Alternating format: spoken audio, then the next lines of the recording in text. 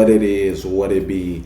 I'm back for volume 3. It's your boy Same Old and welcome to the Ant Hill. I'm so glad to have y'all back for another episode. This episode, we're going to be talking about hoops. I had one of y'all hit me in the DM. One of my homies by the name of Denzel Taylor hit me up and he said, "Bro, I want you to get a pro hooper on the show." I said, "For real?" Because I already know somebody. I got him in mind, you know what I'm saying? I done known this guy for a minute. I can make it happen in a minute. He had already asked me to come on the show, and I'm grateful that he was willing to let me interview him.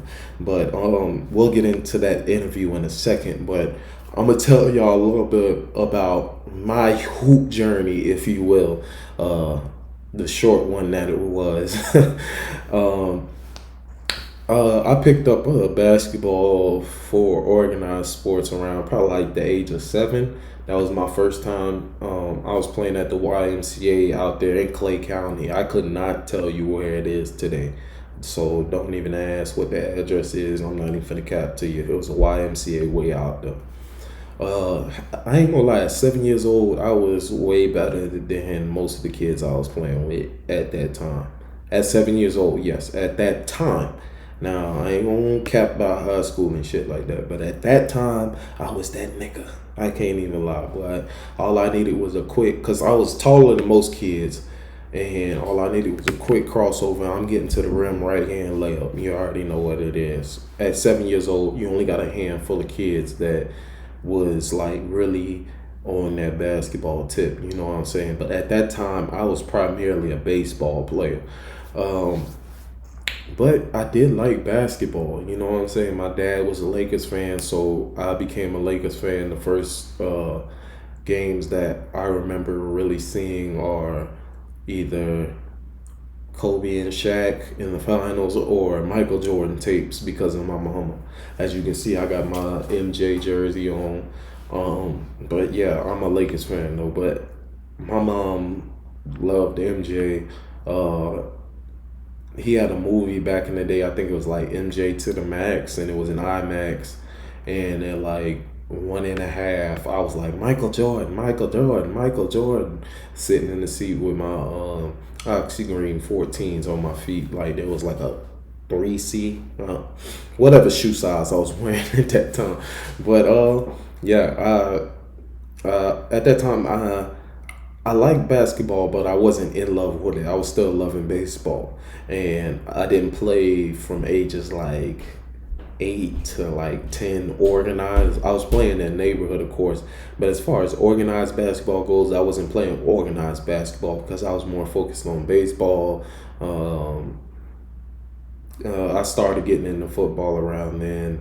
And then I also started bowling. And then so I was a really active kid, and when I did get back into the basketball thing around the age of 10, I started playing for who was I playing for? Oh, I was playing for the Gents on the east side of Jacksonville.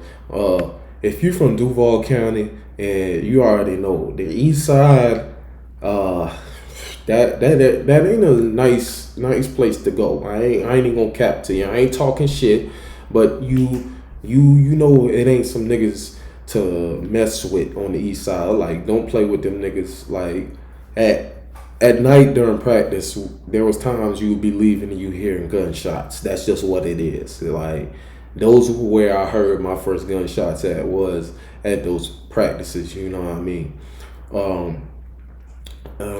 So I played for them for a while. Then after that, went to Blacktop, and I played with my homie Mike, who lived around the corner. He's still hooping, as far as I know. And we was a pretty tight little duo. You know what I'm saying? On the city league circuit and pal, me and him was like, I don't even know how to describe it, but we was a little good power duo. I was the big, he was the guard. You know, he dump it. You already know what it is. Shout out to my homie Mike McDougal. You already know.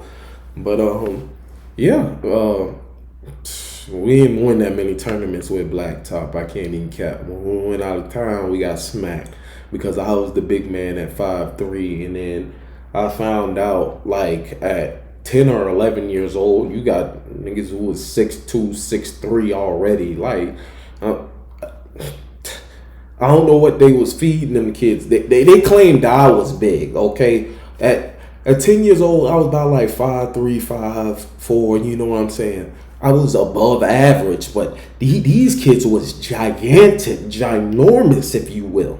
You know what I mean? So I, I we just say we ain't win that many fucking tournaments. I can't even lie to you. Okay, but uh then after that, what did I do after that? After I hooped for Blacktop, who was I playing? Oh, then after that, I played for the Jacksonville Warriors. Okay, this is where I found out um, I need to kind of try to focus on one sport, if you will. You know what I'm saying? And them boys out of town was built different. Okay, like you had dudes in seventh grade who was already dunking. For me, in seventh grade, the hottest thing for me was Jimmer Fredette pulling up from deep. So I was like, dang, the deeper I pull up from, the less I got to dribble. You know what I'm saying? So that's when I started to teach myself how to 3-point shoot. Because primarily all through grade school in sixth grade, I was a big man. And then when I went out of town, I found out, holy crap, I'm not that big. So yeah, I was hooping for them, and I was doing alright. I mean, I wasn't. I'm not gonna say I was a top player in the nation, top player in the state, but I was one of the better players in my city, if you will. And then when I got to high school, um, yeah, that kind of changed because I was this is when I learned, okay, basketball is a job, if you will. You know what I'm saying? Like, if you really gonna do this, you gotta be about this. Like, you can't just one foot in, one foot out, one foot in, one foot out. Some days you gonna work hard, some days you gonna not. You know what I'm saying? In ninth grade, um, I had a decent JV season, you know what I'm saying? It was difficult not starting for my first time, and I had to work my way up the starting lineup. At the time, going to Ed White High School. And then eventually, in 10th grade over the summer, I had issues with the coaching staff that led me to be kicked off the team or what may have you. I just didn't feel like certain things were fair, but hey, it is what it is. At the same time, I can hold up my own end and say I didn't really truly start working as hard as possible until the end of ninth grade season going into 10th grade. You know what I'm saying? So, but I can't even lie, bro. If you was going to Ed White at that time, bro, you know exactly what I'm talking about, bro. Them boys was they was kind of harsh, bro. Like with the way that they handled young men. You know what I'm saying? Like it was ran. It. I'm not gonna say they fucking abused us. I'm like, nah, I'm not finna get at that, but bro, some of them, I, it was constant yelling. It was somewhat like the military, the way things were ran, if you know what I'm saying. And it's like, bro, I get that you trying to prepare us for life and things like that, but when certain things, when we fuck up or when certain things don't go wrong or something like that, it's certain ways how to handle certain situations, if you understand what I'm saying. Like small shit, it I don't even really want to get into it. It's just like I said, I will take most of the blame because I definitely was a hard-headed kid who didn't see the bigger picture. But there was things that they could have also did differently, in my opinion. But that shit in the past, fuck that shit. It is what it is. I'm a grown man now. Can't go change it unless one of y'all got a time machine or some shit. But when I got kicked off the team in 10th grade, My grades definitely did suffer. I saw no point in going to school. I saw no point in being attentive in class.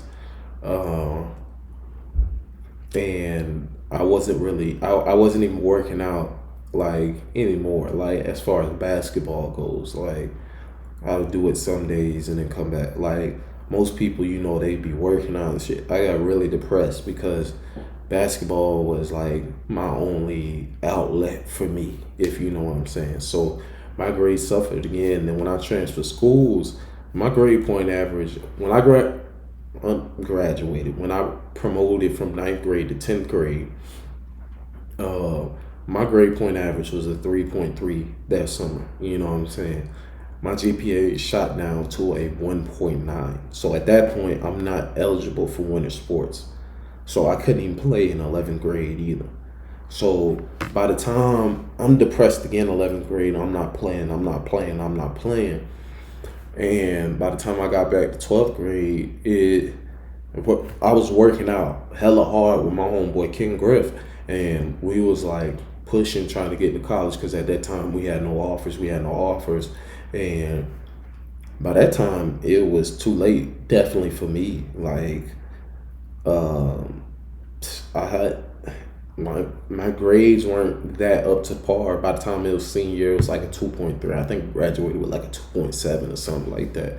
But yeah, it was too late. You know what I'm saying? And I don't think some kids understand that you did, bruh. This junk is a business. Like that is a whole separate job. Like while you in school in middle school, high school, or whatever, you got two jobs: go to school, get good grades, and hoop. I mean, obviously do your chores around the house and shit, but like hoop. And when I mean hoop, I don't mean just going outside with your friends and playing 21, like a bullshit game of 21. Where y'all all slapping each other and shit. Oh, and one. No, I mean actually going out there, getting your cones, bim bim, game shots, pull up, getting some shots up, catch and shoot, off the dribble, pull up, off the dribble, pull up, 100 free throws. You know what I'm saying? Up and down if you miss three or more shots, up and down if you miss more than two free throws out of 100. You know what I'm saying? This is what separates the high school star or the middle school star from the college players and the college stars and the pros. You know what I'm saying? If you actually are chasing to go pro. And that's another reason why I got an actual pro athlete to come on here and talk to you guys about that, since you're interested in that, because he knows what it takes. He's got an agent. He done went to college, then came up through the JUCO circuit. You know what I'm saying? Grinded, got it out the fucking mud to get where he was at. You know what I'm saying? And it's an amazing story. Like I said, the interview is coming. It'll be later on, but I was just giving y'all some background history on my basketball playing career. Yeah, so ended up senior year, didn't get recruited. I went to Tallahassee Community College, and at that year, they ended up getting a new coach. At the time, when I was looking at going to Tallahassee Community College to walk on, they weren't necessarily grade A program, if you will. You know what I'm saying? Like they didn't have many kids that were on that team that were like looking to go to like a mid-major or high major D1 school. And then the new coaching staff came in, and they change up the whole fucking thing. Obviously you get all new coaches. They have tryouts to see what players they want to keep, and then obviously they recruiting who they want to come there. You know what I'm saying? And then they got kids who was cold. They got kids who was D1 talents, who just didn't have the grades, or they were transferring from a school that they no longer wanted to go to for whatever reason. You know what I'm saying? Like Deshaun Smith, he ended up going to TCC. At the time, Deshaun was coming from Wichita State. If some of y'all keep up with college basketball, y'all know Wichita State. I graduated in 2015, so at the time, Wichita State was like a top 20 program in the nation consistently at that time. You know what I'm saying? They was sending players to the NBA. And Deshaun Smith had came in uh, from there, if I'm not no wait, I'm mistaken. If I don't remember exactly how he ended up there, but just know Deshaun went to Wichita State. Deshaun was the fucking truth. Okay, I can't. He put me on my ass. Okay, if you want to, matter of fact, let's just get. So let me finish up this story. So I ended up trying to try out, and I didn't make it. I couldn't walk on. That was the end of my basketball career. Um, it hurt. It was difficult to no, you're not good enough. I'm not an uber athletic player, so I would have to shoot lights out, light night in, night out, and that was just something I wasn't consistent enough at because I didn't put in that work. But so uh, this is a good question. What is my best and my worst memory from basketball? So let me give you my worst memory. It's Summer League, Northside Summer League in Jacksonville. If you from Jax, you already know how Northside Summer League is. You either playing at Ribault, Rains, or Jackson, and ain't shit to do in the summer during the day in Jacksonville. Especially if you're a high school student, your parents is either at work or they don't want your ass in the house. So hey, you going to the basketball game, you finna see like what team's finna be hot for the upcoming year. So at the time, I was thinking about going to Forest, what is now West Side High, because the school used to be named after Nathan B. Forrest, the Confederate Army leader, whatever the fuck. So we head over there. I didn't even know we had a game that day. I had my practice shoes. Most ball players already know you play in the beat up, fucked up shoes, and you play in your good shoes. Okay, I didn't have my good shoes because I thought we was finna have practice. So we go over there. We was playing halves at the time because it's summer league. It's like beginning the second half. Playing man. I got screened and ended up on Deshaun Smith. Gentlemen and ladies, when I tell you my fucking ankles were gone, I opened up this way, right? He crossed over so quick, I tried to hurry up and turn around, and then he crossed back over the other way. I fell on my ass and hit the floor. Next thing I know, the defense collapsed, ball swing, gas for three. The whole fucking gym goes insane. Niggas was talking about that shit for like two and a half months, my boy. Like, I can't even lie. He got me. It was a good move. It was and I was like, oh, goodness gracious. Oh. Hit the floor, it was over, boy. Coach snatched me right out that bit. That was the worst part about it. I got snatched right out the game. When I got snatched right out the game, you already know, like, the crowd finna give it to you. Your teammates finna give it to you. Your coach finna give it to you. Oh, my gosh. Oh, no. You know what? I got an even worse moment. Same summer league, right? So, my dumb ass, I think we was down one. It was either one or two. I couldn't remember. Playing for the same team. I drove to the hole, and I was just so determined. Like, I don't know what the fuck was in my mind, that I was fucking Kobe Bryant, or I was gonna prove this moment I was that one, I was that nigga. But that wasn't the day. That wasn't the day, nor was that the time to do it, because I felt like I got fouled. So when I threw myself up into the defender's body, and I went up with some Kyrie Irving shit, okay? threw that bit up, brother. That shit didn't hit shit, bruh. Like, and I hit the flow because, in my opinion, I got fouled. Niggas say I didn't get fouled. It was 20 niggas saying I didn't get fouled, so I didn't get fouled. It is what it is. There was a no call. But everybody was looking at me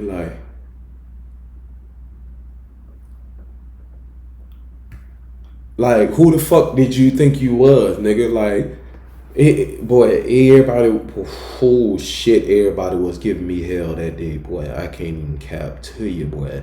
Them niggas wanted my head that day, boy. So them was the top two worst moments in my basketball playing career. Now for the motherfucking best. So,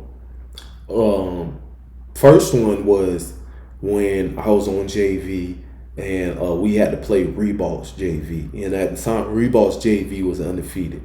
We had lost once to First Coast. We wanted to be known as the best program in the city, JV and varsity. You know what I'm saying? So Reebok came to our house at that time, and everybody was telling us, "Oh, y'all gonna lose the Reebok. Y'all gonna lose the Reebok. Them boys are undefeated." People at our fucking school telling us this, like, and I can't even lie. That was the most packed JV game I done ever seen. Like, but it was packed. And at this point in the season, we only had 7 players because most of the people quit or their grades was fucked up or whatever. So at this point, I'm starting. Like, I'm hyped. I'm like, bro, you got me fucked up, bro. Like, the fuck you think this is, bro? Like, you already know what I'm talking about. You know what I mean? So, game going on, game going on. And I played like, because we was playing like 8-minute quarters, so it was 32 minutes. I played at least 25 of those minutes. So it was a great game. I had a great defensive game where I had a few blocks, and I had a double because I had 10 rebounds and 10 points that game. But I'm not finna say it like I was the star of the game because it was actually our boy Deshaun. He ended up hitting the game, winning that game. And we was just hyped because we was like, yeah, we told y'all. And I'm talking about people at our school was betting on us, you know? I mean, betting against us, you know what I mean? They was like, oh, yeah, I got money on Reebok. So it was a whole lot of people losing some money and a few people making a whole lot of money for the people who bet on us. So it felt good to be that spoiler. And my second one, the most exciting one for me was my senior year. So we had made the playoffs because we got second in district, and I performed well throughout the district tournament, and I felt like more playing time was deserved. In the district semifinal game, I had 10 points, and it was all in the first half, but it was at a desperate time I had 11 points. But it was at a desperate time when we needed some buckets. Like, we was down 10, and when we went in the half, we was up 2. You know what I mean? And I actually hit a buzzer beater 3. And then I scored only points. And in the second half, I had all assists. I had 7 assists. And so we went on to the district championship game. Even though we lost that game, you still get a chance at the state playoffs because here in Florida, district champions and runner-ups get into the playoffs. So it's the first playoff game, and we have to play the other district champion in our city for 4A, and I believe that was Bowles. So the week of we're practicing triangle and 2 because Bowles had some big guys, but they also had some guys on the perimeter who could shoot, so we wanted to run a triangle and 2. And me and Coach Dale didn't particularly get along, bro, because I just didn't understand him too very well with his methods at times. That's neither here nor there. But I ended up snapping at like practice, cursed at him, he cursed at me, and I got sent out the gym, and then I was told I wasn't playing. So I told my parents not even to show up to the fucking game. You know what I'm saying? I was like, bro, I'm not going to play. I already know what it is. He done told me. I mean, I can't. As a kid, I was mad as hell, but now looking back at it, I somewhat can say like, I mean, if a kid cursed me out, I'd probably be a little bit upset too. But hey, it is what it is. So whole game going by. Bowles had a baseball game that day, and they show up for all this shit. And Bowles' baseball game was at 5, and the baseball game ran a little bit extra long because they had extra innings. So there wasn't really any crowd presence at Bowles for the first half, except for our crowd. So we was up like 10. We were up 10 in the first half. Second half came around and their crowd started coming in, and it was like the team got hype. The team got mad hype, like they was going crazy, like the crowd going crazy. They got their signs out, they got the horns, the coins in the bottles making noise. Like I'm talking about full on crazy, because Bowles is a private school, primarily Caucasian on the south side, and them boys got money. So I'm not saying it like, but like those schools usually show out more for their teams. Not to say Reebok didn't, because they definitely did, but private schools primarily do. Like when they big powerhouse schools, they primarily have huge fan bases, like Providence, like ACD, like Bowles. So big crowd came in making hella noise, bro, like going crazy. And I'm like, damn, what the fuck is this shit? So I'm on the bench like, damn, my shoes untied. Next thing I know, bro, we are down 10, bro. No, my bad, we're down 11, bro.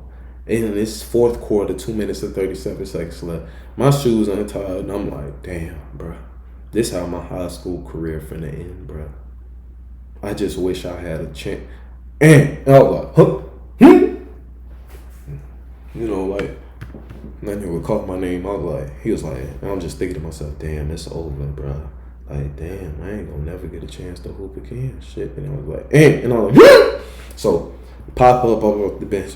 I'm like, what's up? He was like, go in the game. And I was like, you for real? He was like, didn't I just call your name? So I was like, this nigga trying to play me, bro.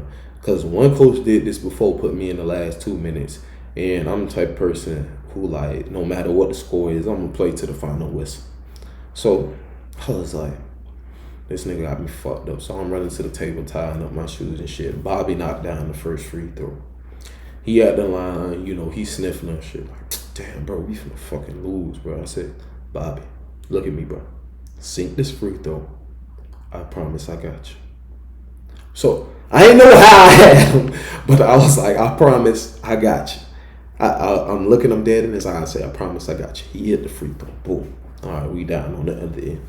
We forced a break. So I'm running baseline, running up to the wing, you know, trying to get open. I get open for the first three. Bang! I'm out there like mellow. Okay, I get a 3. We down 6. You already know what I'm saying? So you're getting the vibes now. So, and keep in mind, in high school, I wore a 2-4. And I know that boy Kobe. You already know that was my favorite player growing up. But, yeah. So, I hit the first 3, we down 6. I have never seen anybody get a ball out on that inbound that fast down to the other court. But he launched that bit. Bro was like already at the half court line. He takes 1-2 dribble. He's going up. And I'm like, shit. None of us are back. I don't know how D-Block got backed up, but he pinned this shit against the backboard. I said, oh shit. Oh shit. I was like, oh, okay, my teammate got my back. I said, I gotta have him now. So we get the ball back, and Lil Will running up the court with the ball. I'm running baseline. Bruh, I get baseline this time. Now they're like, keep an eye on the shooter. This boy gets so close to me, bro. It should have been an and one. The ref bullshitted me here. I got the ball, bro. He pinned my arm to my side like this, so I'm trying to guide the ball. I get into my hand, pull up with one hand, gas, cash, money. So now we down 3, okay? We down 3. It's about like a minute left. I got in the game with 2:37 left. No, it's about a minute. 20 left. I'm going too fast. So they go down the other way of the court, and this time we in the 1-2-2. So they try to do a skip pass, tap that bit. Lil Will grab that bit again. We hit it down to the other end. You know what I'm saying? So I'm jetting. I'm on the wing. I'm deep as fuck. At this point, I'm in damn Afghanistan trying to pull this three. I pull up, air ball, air ball. By the third air ball, I don't know when Lil Will grabbed the ball because they had two 6'8" players in the game. Lil Will is like 5'2", 5'3", at the most 5'5". You know what I'm saying? So he grabbed the ball, dribbles back out. I take a step in. I'm like, Will, please, I got this one. He trusts me with it, swinging. I pull up, gas. They call it timeout. I'm like, let's go, fucking go. I'm like, fucking go. This is my shit. This is my fucking shit. This is my fucking house. I told y'all. I said I got y'all. Let's get some. So then we went into overtime. One of my teammates, King, he hit the three. Game over. So I was hype as fuck. Like, I can't even lie. Like, I was booted up. Like, you know what I'm saying? So, bro, that was by far my favorite memory because it was like the coach put me in with 2 minutes and 37 seconds left. I ain't played the whole fucking game, and I still made something happen. Me and my team still won the game against adversity, if you will. You know what I'm saying? So that's my favorite memory from basketball. On to the next thing. On to the next thing. So you already know what we do here on the show. That fit is hard as shit. Okay? You know what I'm saying? So I forgot to say this at the beginning of the show, but y'all know it's Women's International Women's Appreciation Month, I think. Or is it Women's History Month? Whatever it is, this month we turning the ladies up. So for this episode, I got my first female stepper on the show, Miss Blue. Her at name is Blue Waverly. You spell that like Wizards of Waverly Place, but it's all one word. And you already know it's gonna be scrolling across the bottom here in a second. But Miss Blue. Oh my goodness, this fit is immaculate, ma'am. It is immaculate. Do you hear me? Yeah. Oh my gosh. Firstly, do y'all see them pants? I really wish I had a pair of pants like that. Like, them pants is hard, bro. All the flowers on it, like it really want to. It just makes me happy just looking at it. Like, and then it just all comes together so beautifully. A simple vintage shirt that says all cops are bastards, especially your dads.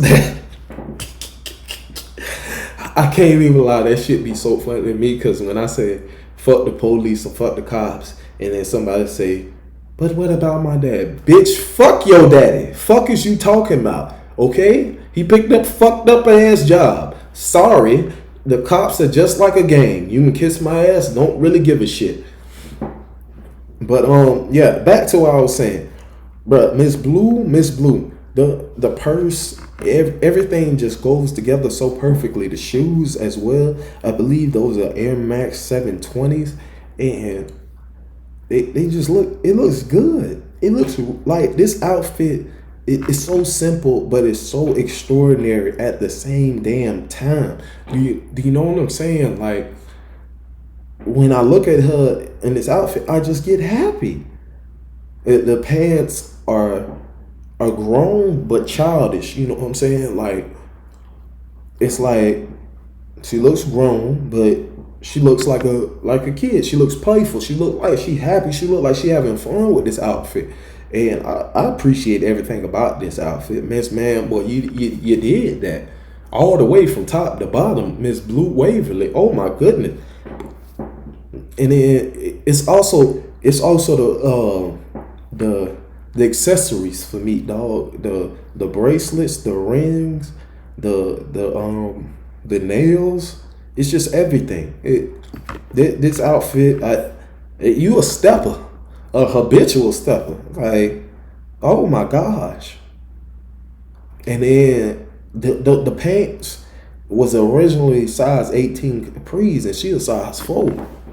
So she made this outfit work. You know what I'm saying? She got it tailored and everything. Hey, Miss Blue, keep doing your thing, keep stepping.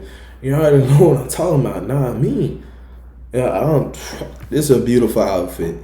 So ladies, if y'all got some stepping ass outfits that y'all think I like this whole month, only putting female steppers on the platform. That's it. All the March, only female steppers. Sorry, fellas, y'all gonna take a back seat this time. But yeah, y'all go ahead and get a little lady a follow. Yeah, her at name is Blue Waverly. Go ahead and give her a follow. So this week for Ants Rants, y'all gonna get to know me as a person, okay? So I was scrolling on Instagram, and I follow the Shade Room or whatever.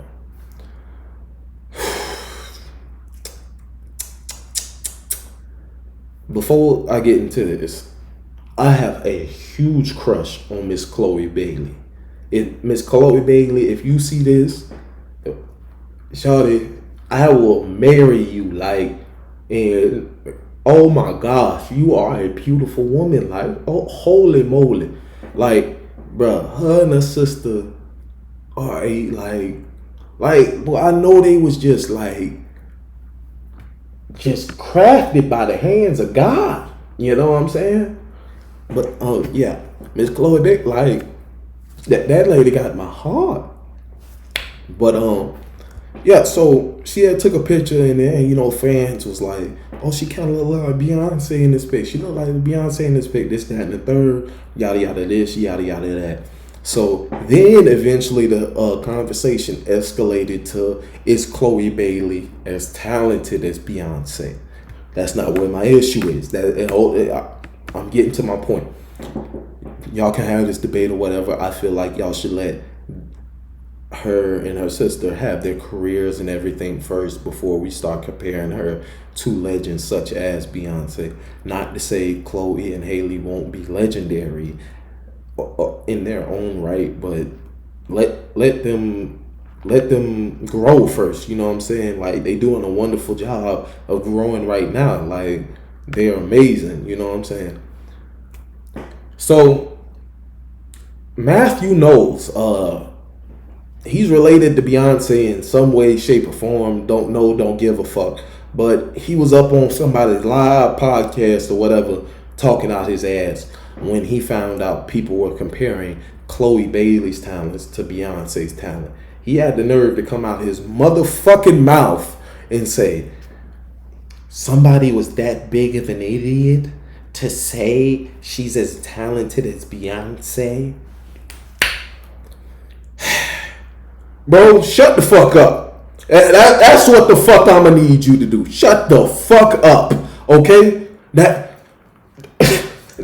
first off. This girl, excuse me, my bad, not this girl. This woman can act. She can write music. She can produce music. She can sing. She got more talent in her motherfucking left pinky than you do in that big ass bald ass skull of yours with them thick ass glasses, my nigga. Fuck is you talking about, bro? Don't even mention the Bailey name in your motherfucking mouth, nigga. Bro, I will smack the shit out of you, son. No, I'm just bullshit. I won't smack the shit out of you because I'll get sued and shit. But, son, shut the fuck up, okay? This girl doing her own great things in her own right. And you got the fucking unmitigated gall to say somebody was that big of an idiot to compare her talents to Beyonce. Like this girl is some fucking scrub from fucking round the corner. Like she ain't that lady. Like she ain't that stubborn. Okay? And some of y'all like, why y'all so pissed? Did you not just hear my rendition right here? I love Chloe Bailey. The fuck is you talking about? He need to shut the fuck up and mind his motherfucking business.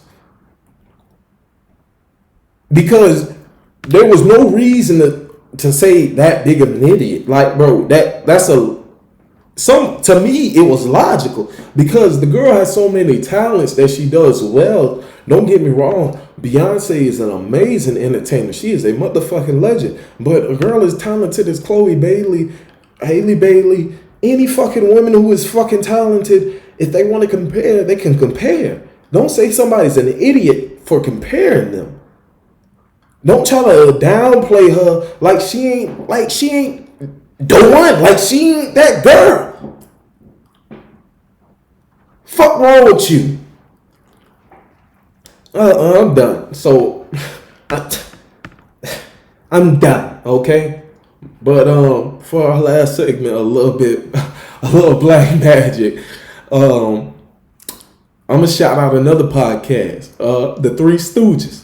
It's my homie Chuck, Deshaun, and God, bro, why the fuck can I remember his name right now, bro? Cam. Shit, there we go, Cam. I'm talking about my homie Chuck. I named Chuck before Cam, and I only really know Cam and Deshaun, but fuck it, that's besides the point. Yeah, these dudes is three football players from my city, Jacksonville, Florida. You know what I'm saying?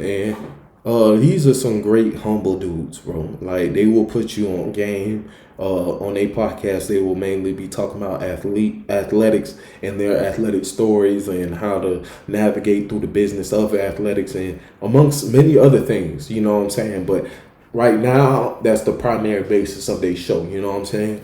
I watched their show a little bit earlier today, and I just wanted to shout them boys out and tell them I'm hella proud of them and what they doing. You know what I'm saying? It's difficult to put yourself out there. You know what I'm saying? Yeah. Cam went to Nebraska Kearney, and then he went to Southwest Baptist. There we go, University. Deshaun Blair was at Mizzou, and then he went to Valdosta State, if I'm not mistaken. And Chuck, if I'm not mistaken, he was at Wake Forest for the entirety of his college career. So these guys have been around, you know, some programs. They done been in the college. They done did that. They done been on the field with some real good players. So go ahead and check them out, man. You know what I mean? It's three black men staying out of trouble, doing something great, trying to put some people on in. You know what I'm saying? If you interested in athletics, especially football, go ahead and check the fucking podcast out. It's one click, just like you did mine. You know what I'm saying? And I know them boys support me, so I wanted to go ahead and do something of good faith and go ahead and shout them out in my podcast, if you know what I'm saying. Because like I said, I'm hella proud of them.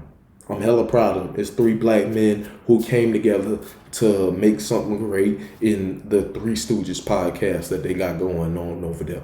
So, yeah. Now we will get into our interview. Go ahead, pay attention, take notes because the question will be on Mr. Travis McConical. Go ahead, watch the interview. What it do, man?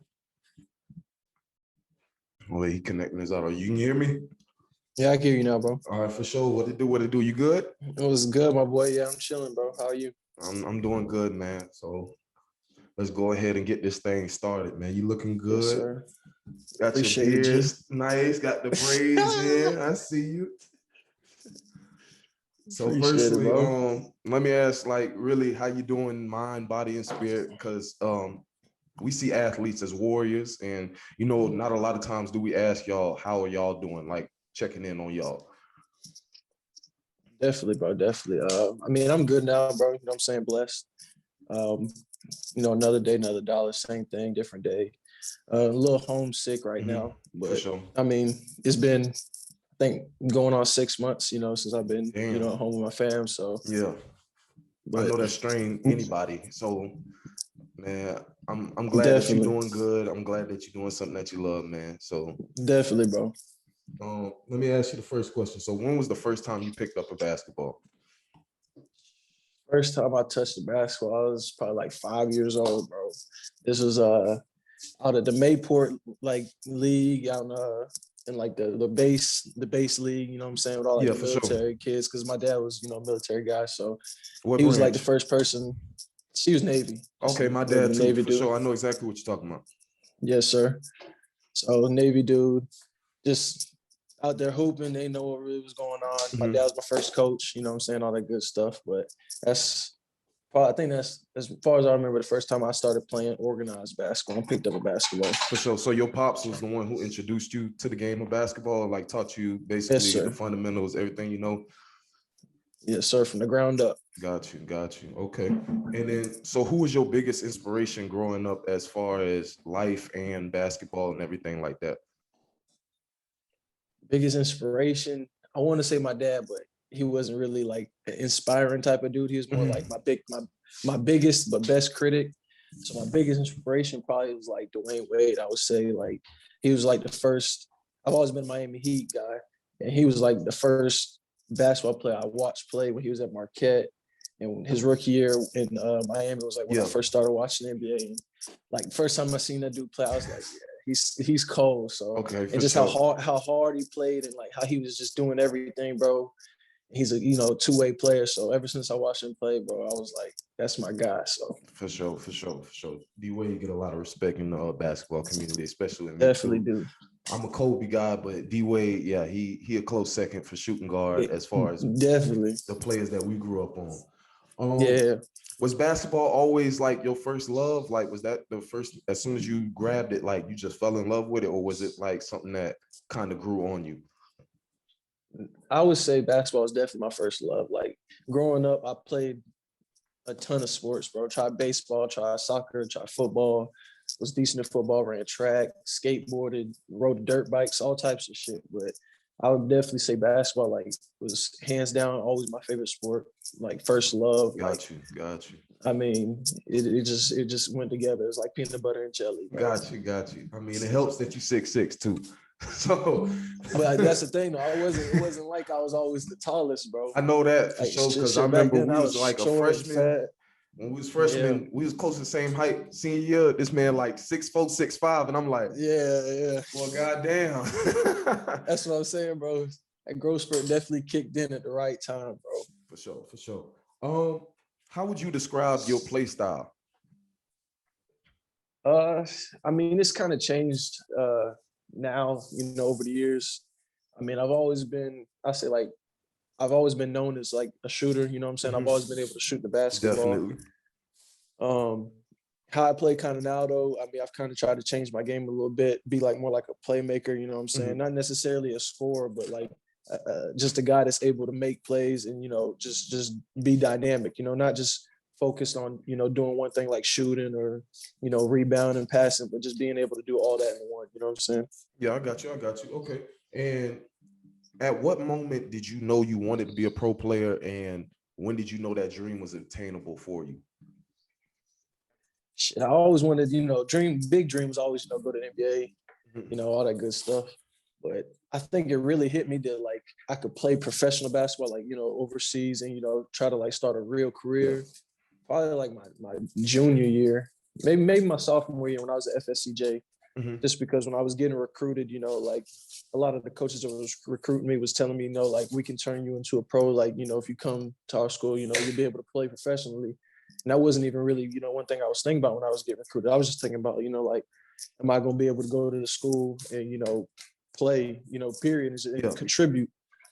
And so, a lot of the coaches was just telling me like, yeah, we'll make you a pro. And when I got to Charleston Southern, that's when I was realizing like, like this shit is real. Like, I can really Yeah. go play professional basketball and get paid to play basketball. So, and plus we had, dudes that went to the school before that were playing professionally come back, give you free game, tell you the experience or whatnot. And so that's kind of when I started thinking, like about playing professional basketball overseas. Okay, for sure.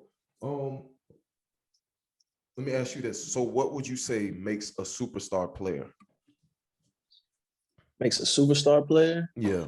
I would say the ability to play at a high level on a consistent basis. You know what I'm saying? You got a lot of guys in the league, or a lot of guys, period, that are able, to put up crazy numbers on a Hmm. consistent basis. You know what I'm saying? So I mean, Damian Lillard, LeBron James, you're 18 now, Yeah. you're 17, I think you're 18, playing, at a high level at a consistent basis. I mean, dude's up for MVP in his 18th year just because, I mean, he plays at a high level every year, every game. So I think like the difference between being a good player and a superstar is just being consistent with it Okay, for instead of sure. just, being able to, have a good game scoring and then, kind of fade off and then come back and, another game, good game scoring and then, kind of fall back off. You know what I'm saying? Okay, so just staying in that attack mode 24/7. Yeah, being locked in, like having it's basically like that mindset, like that MJ and that Mamba mentality. Like they, like every night they locked in, ready, to kill who's ever guarding them, to lock up the other player, whoever they guard, just to win. You know what I'm saying? For sure. Um, who was your favorite coach to play for, and was that the coach who got the most out of you? Man, favorite coach. I really don't want to say Coach Orr because I don't think I can't tell you one player that would tell you personally that they like playing for Coach Orr. If I'm sure you know who Coach Orr is, my coach at FSCJ. Hmm. So I wouldn't say he was my favorite coach. I would say Coach Cusack probably was at Sandwood, just Hmm. because he's a real people person. You know what I'm saying? Yeah, He understands anybody. You know what I'm saying? He can relate to anybody. He understands people. But I would say Coach Orr definitely got the most out of me. Like if you're talking about a coach that will push you to your limits and get shit out of you that you didn't even know you had in you, like Coach Orr definitely brought. And I mean, it broke a lot of people though, so that's why, you know what I'm saying. yeah, Not a lot of people like Coach Orr, but he definitely was one of that coach that pushed me to a different type of limit. You know what I'm saying, and it ended up making me in the end. So I would say Coach Orr. I'll go ahead and call him my favorite coach, definitely, for just sure. because we cool to this day.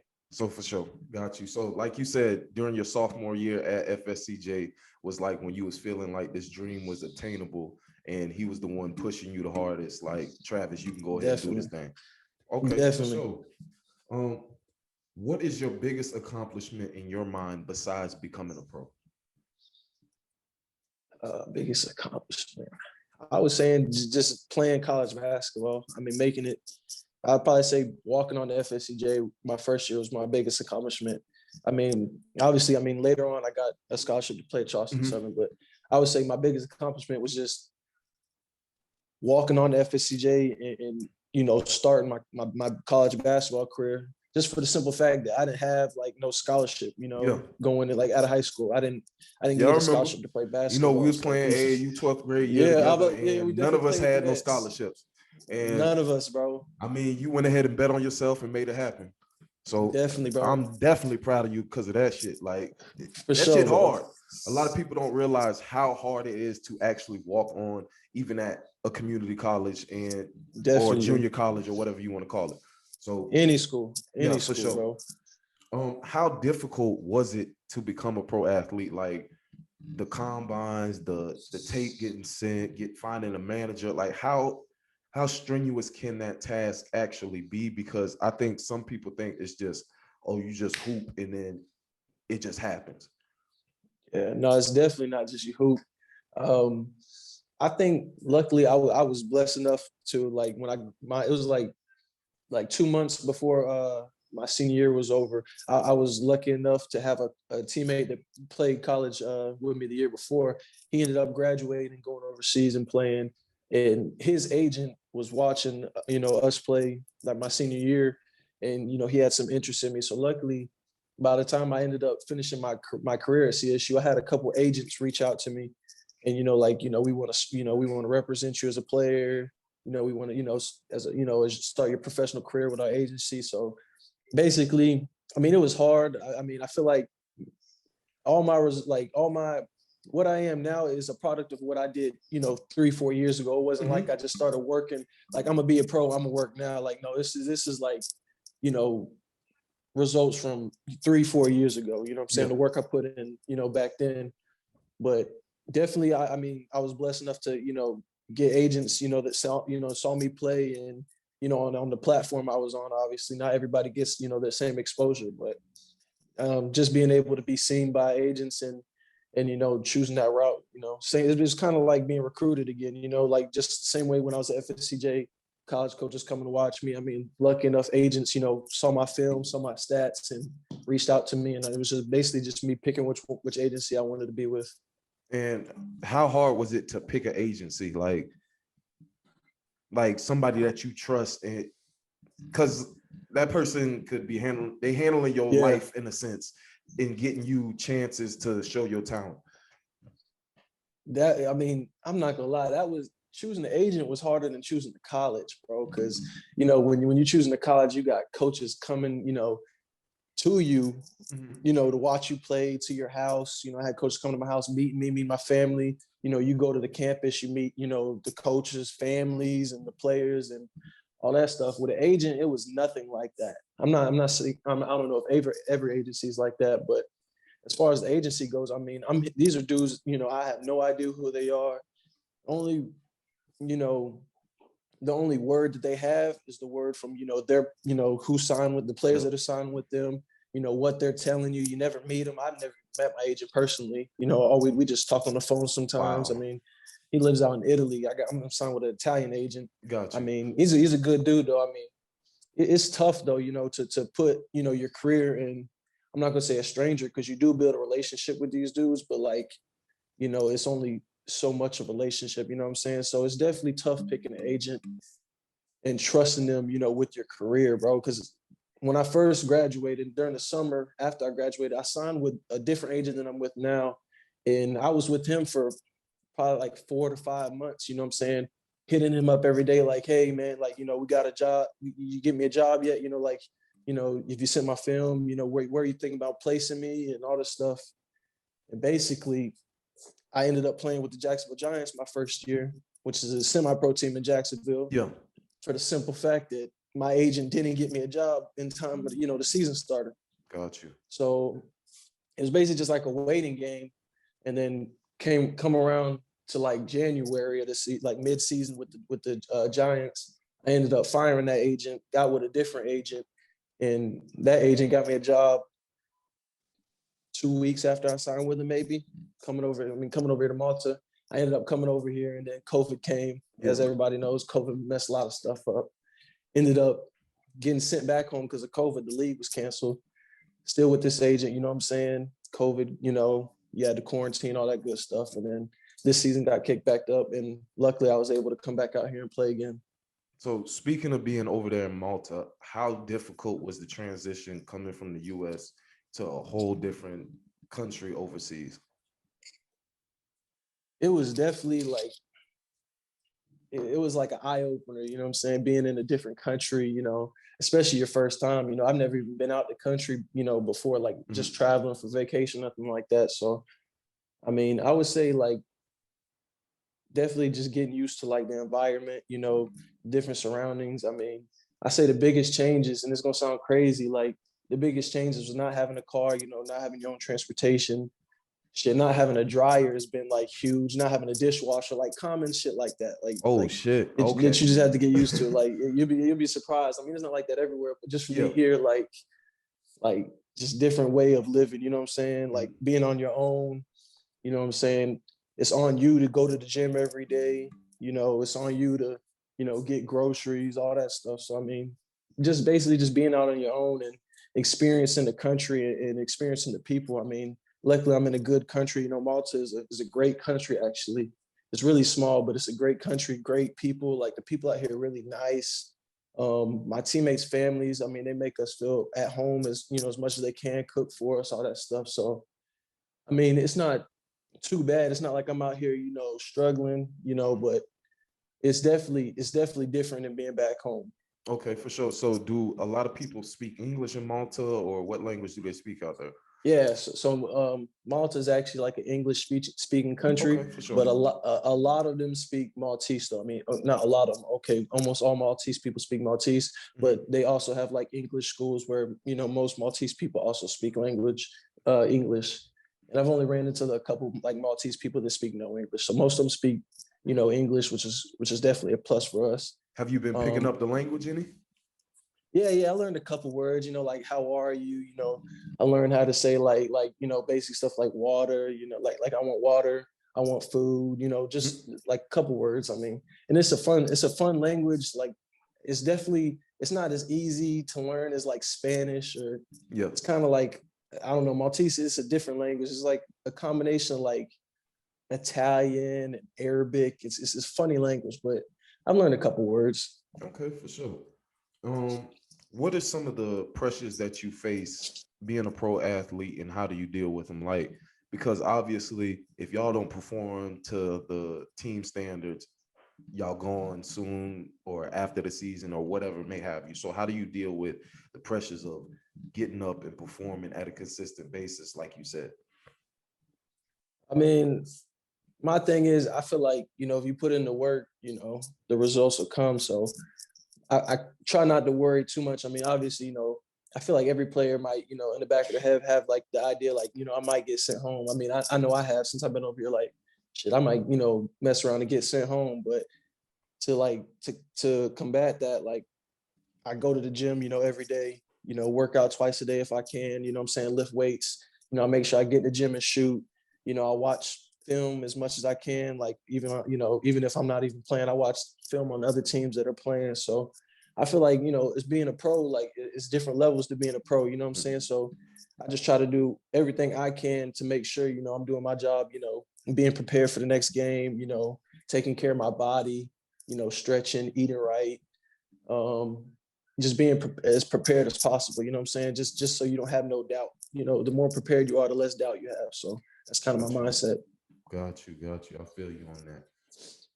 Being a pro, you win some, but you also lose some. So how do y'all deal with losses when y'all do lose?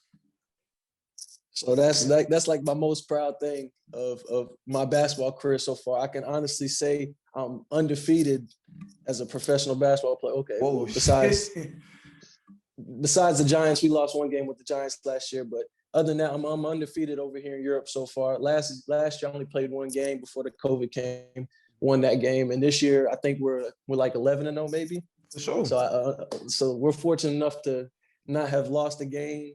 It's like always in the back of my head, like if we do lose, like how mad I'll be, but at the same time, I try not to just think about the losses, just take it game by game, handle business. So I haven't really experienced a loss yet. My goal for myself and for my team is for us to go undefeated this season, actually. So hopefully we're able to, accomplish that and finish the season strong. We got like 8 games left, I think. Okay, and then y'all had playoffs and stuff after that? Yeah. So I think we got like 2 more regular season games, and then like we got a cup, like a cup final that we're playing in. And then we got the first round of the playoffs, which is like best 2 out of 3, I think. And then we got the championship, which will be best 3 out of 5. Okay, for sure. How did you deal with personal failures when you were coming up, and how did they help you become the person and player you are today? That's a great question, actually, because I feel like a lot of people, like, they like to harp on failure, and I feel like I've always been one of the players to just accept failure for what it is, and not just accept it, but embrace it. I mean, like, that's like, I feel like one of the biggest things that have made me the player I am today is how many times I failed. So, I mean, if you don't know my story, I mean, I got cut from middle school basketball. Then I tried out for an AAU team in 8th grade, got cut. So like that kind of kept me from playing AAU in high school. Got cut from JV in high school my freshman year. Played JV my 10th year. Made varsity. 11th to 12th grade, but I was never really playing like that. You know what I'm saying? So, and then coming out of high school, didn't have any offers. So I mean, I always felt like the underdog. You know what I'm saying? And as the underdog, I feel like it was just like those failures didn't really define me. You know what I'm saying? They did, but in a positive way. Because I feel like failure is all about how you mold it. You know what I'm saying? Like, no successful person has been successful all their life. Like, every successful person has always failed, probably more times than they've been successful, to be honest. So I feel like, just all the times I failed and got cut, I never hung my head. You know what I'm saying? I took the blows and I just rolled with them. For sure. What does a typical day look like for you during the season? Like, from wake up to sleep, like, what's a typical day for you? My typical day, Monday through Friday, usually wake up like 7 o'clock, ride to the gym, probably make like I don't eat a big breakfast, probably grab like a banana, some fruit or something. My coach usually gives us a ride to the gym. We'll go to the gym, we'll get the gym like 7:30, lift for like an hour and a half to about 9 o'clock. Then we got like a gym, or like the basketball gym's right across the street from our weight room. So probably go to the gym, shoot from like 9 to 12, do some ball handling, whatever I feel like doing for the day, just work out, individual stuff with my teammates, with my American teammates at that. Um, After that, probably try to find a ride home or walk home. Usually we have to walk home if one of our teammates is there. So it's like a 30-minute walk back home, come back home, make some, lunch, eat. If I'm tired, I'll take a nap. If I'm not, I'll probably watch some film, whether it's, our past game or if it's, some NBA highlights, some college highlights, something like that. During the day from like 3 to 4, probably just take a nap, you know what I'm saying? Get my body right, stretch or something in my room. And then we usually practice in the evenings around like 6 or 7, go to practice 2 hours, however long we practice for the day, and then come back home, make dinner. You know what I'm saying? At that time, most people back in the States, getting off work would probably be about 5 or 6, and then call my family back home, talk to my people back home, talk to my friends, and then call it a day. For sure, for sure. Sounds like a damn busy day. I can't even lie to you.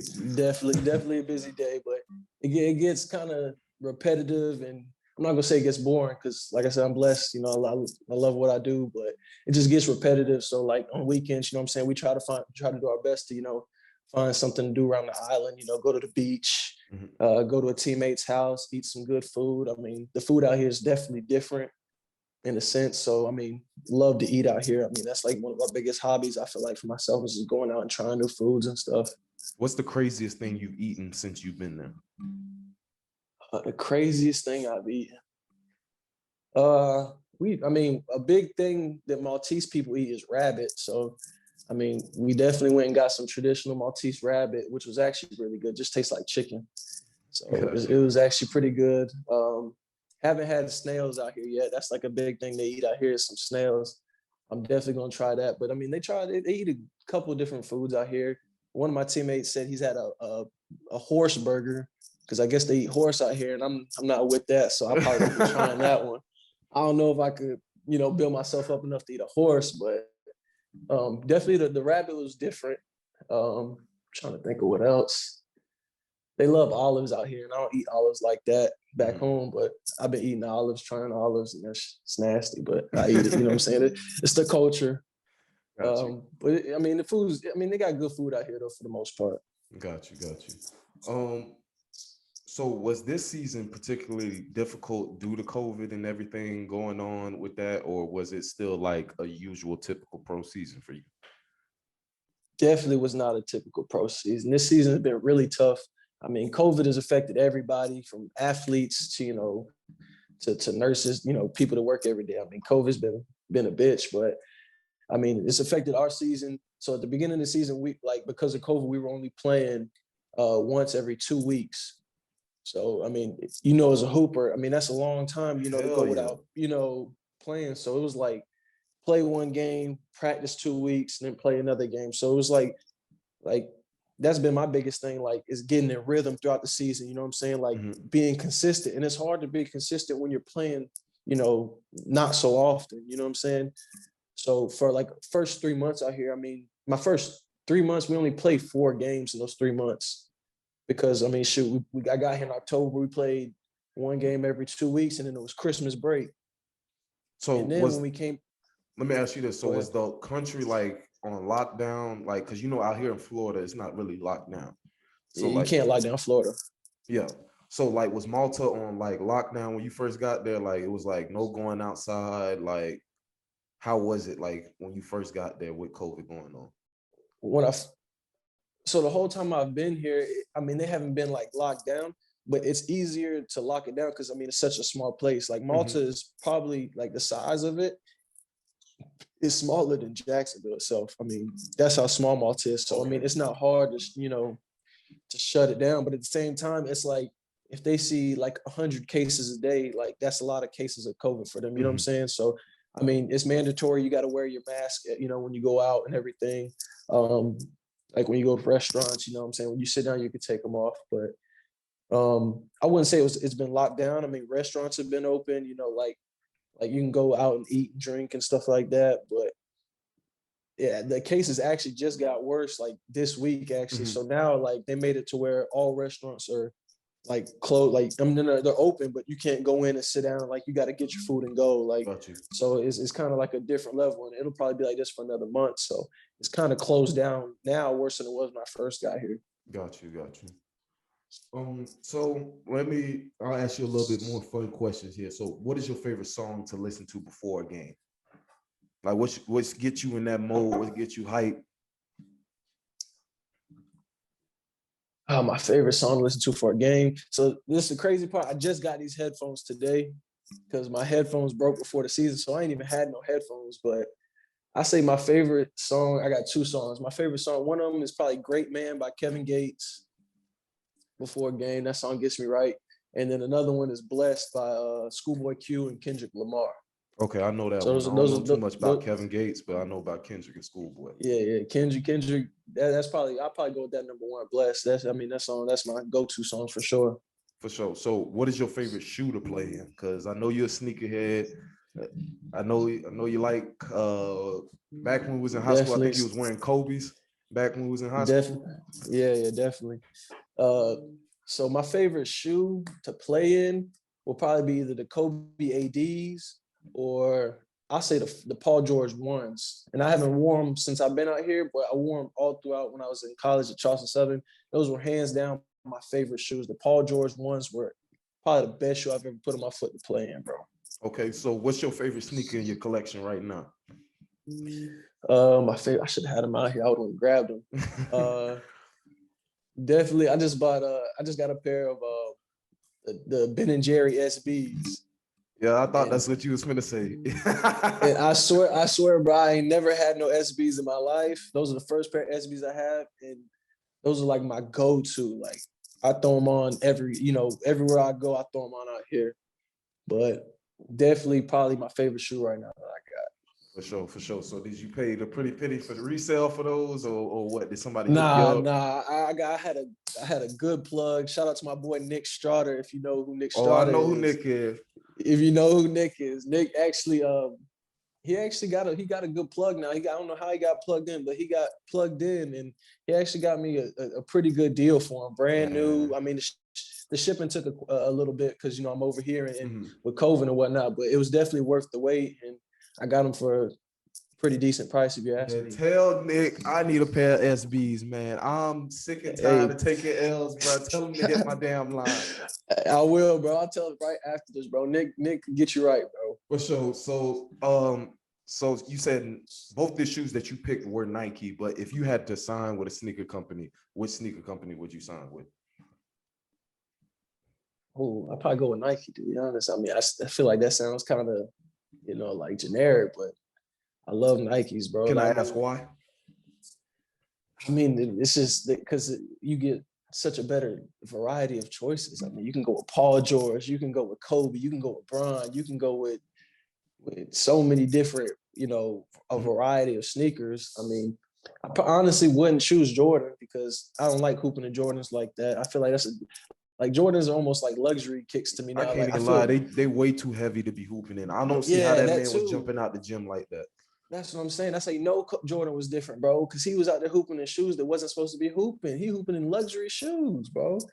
So I probably wouldn't pick Jordan. Adidas, I've never really been a big Adidas guy.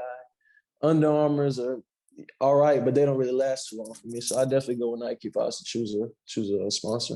All right, for sure. When somebody asked this question on the Instagram, they said, "When you gonna do the collab mixtape with Teresi?" I don't know what With that's who, supposed to. Teresi? Yeah, I don't know what that's supposed to mean. They said you'd understand. They said, "When you gonna do the Yeah, I collab tape definitely with Teresi?" understand. Definitely tell Teresi that the mixtape dropping soon. He need to be getting that together right now while he's asking me, because when I get home, we definitely dropping it. Okay, for sure. I'm gonna be looking Shout for out it to, now. I'm gonna be waiting shout for out to Teresi. it. All right, for sure. Eventually, all good things have to come to end like this interview. What do you hope to be remembered for at the end of your playing career, and also how will you like cope with it? Like, will you become a coach? Will you start becoming a businessman? Like, you know what I'm saying? Because eventually it has to come to an end. Eventually, we can't play Definitely, basketball forever. definitely. No, for real. I mean, I don't know. I feel like my heart's in basketball. I mean, whether I'm playing or not. So I definitely want to, try to after my playing career become a coach. Whether it's high school varsity, JV coach, just some type of basketball coach, and also start a training, get my own training facility and start my own like training business, and not necessarily when I'm training, where I'm training kids, but I have Mhm. different, I'm not going to say friends, but different, guys I know that train really well, and having them just basically just teach them all the things that they've taught me. I mean, I know a lot of good trainers in Jacksonville, and I know, I'm not going to say I know what it takes, but they know what it takes, and I, at the end of this, I'll know what it takes to become a solid professional player, and I definitely know what it takes to become a good college and high school player, and basically just a message like, or what I want like the end of my career to embody is just being an underdog, you know what I'm saying? Just figuring out how to get it out the mud, for all the kids that, that get cut, that go through hardships, that don't necessarily make it on the first try, just to keep pushing, and to know that, like, if you get cut, that doesn't define your career. The only thing that defines your career is how you react to, those losses and those L's that you take, and just basically just keep pushing. I mean, at the end of the day, I feel like even if you don't make it to where you're at, because I mean, shit, at the end of the day, my goal is the league, the NBA. I mean, it always has been since I've been little. And to this day, like even right now, my goal is still to get to the league. And if I don't, I mean, at the end of the day, it's a W for me. If I go out saying I gave them all, what I'm saying. So that'd probably definitely be what I want my career to embody. For sure, for sure. Man, Travis, I appreciate you for doing this interview for me, man. I'm My God, I so appreciate very you. proud of you, all you accomplished, bro. Keep pushing, keep doing what you're doing. It's amazing to see you grow, see somebody that I played with and have played against grow into this amazing pro. And like you said, had a huge growth spurt since we was kids and shit. And just keep doing your thing, man. I'm so proud Definitely. of you. You inspiring people like me. You don't know who you're inspiring. So just keep doing what you're doing, man. I appreciate it, my brother. That's all love, bro. All right, bro. Man, be safe. Have a good day. Go ahead, get you some rest, man. Yes, sir. I appreciate you, bro. I'll talk to you soon, bro. I appreciate you for having me. All right, for sure. Peace. All right, my boy. Peace. All right. I hope you guys enjoyed the interview, and I hope that you guys enjoyed the whole entire show. Um, like I said, I appreciate Travis for coming on the show and doing that for me, because he didn't have to, and he didn't have to step out like that. I hope y'all went ahead and learned something from him. Shout out to Blue Waverly for that beautiful outfit.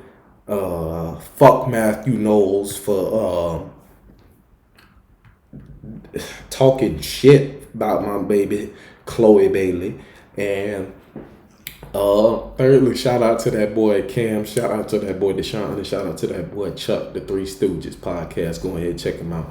And for our question, it's gonna be about in the interview. You had to watch the motherfucking interview for this question. So my question for you guys is, for a prize, what we're gonna do this time is I'm gonna go ahead and buy you guys lunch. Lunch on me. Whoever answers it first correctly. Who was Travis's favorite player growing up? Who was Travis's favorite player growing up? And that's what I'm gonna do for y'all. So that has been episode 3 of the Inhale podcast. I hope you guys enjoyed. Bakayoro, Kodayoro, you know I'm out this bitch. Peace.